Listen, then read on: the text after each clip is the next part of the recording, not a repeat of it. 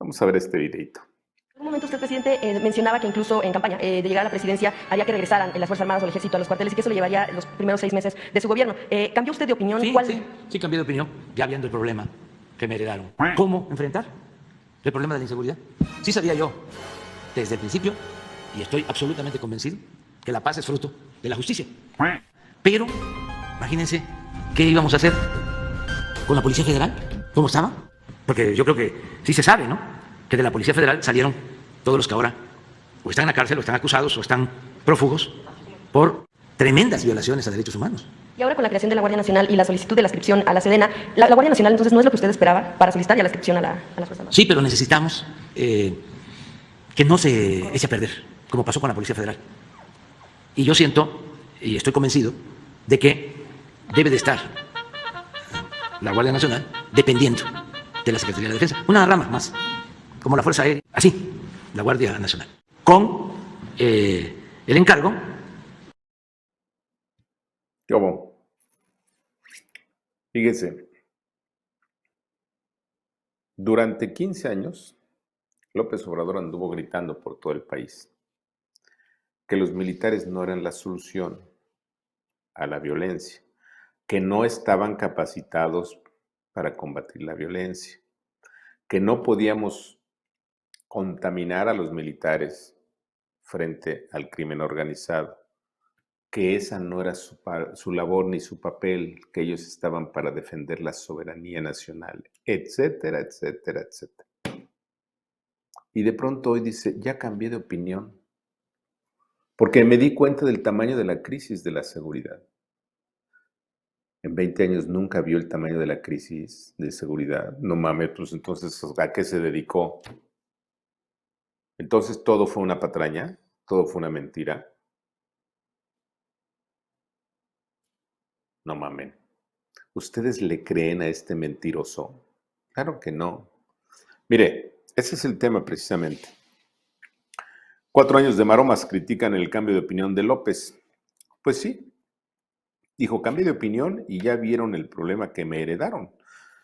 Esto dijo López, por lo que periodistas, intelectuales y oposición al gobierno pues le criticaron y le pusieron una santa madriza. Y con toda la razón, la santa madriza que le pusieron. ¿Por qué? Porque cualquiera no se necesita ser candidato. Cualquier ciudadano con un poquito de capacidad para ver y analizar noticias se daba cuenta que la crisis de seguridad y de violencia está desbordada.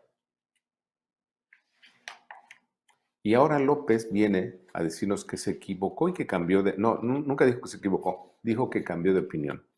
¿De cuándo acá este señor que presume que es un necio, de cuándo acá este señor que ha dado muestras claras de que nunca ha reconocido que se equivoca, de cuándo acá cambió de opinión?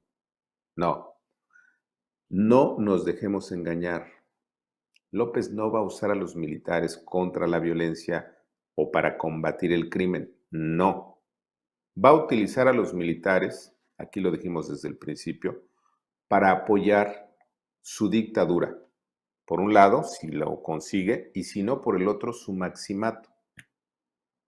El maximato, acuérdese usted, ya lo hemos vivido en México, hay ejemplos en el mundo, por ejemplo, el peronismo en Argentina y algunos otros ejemplos de maximato.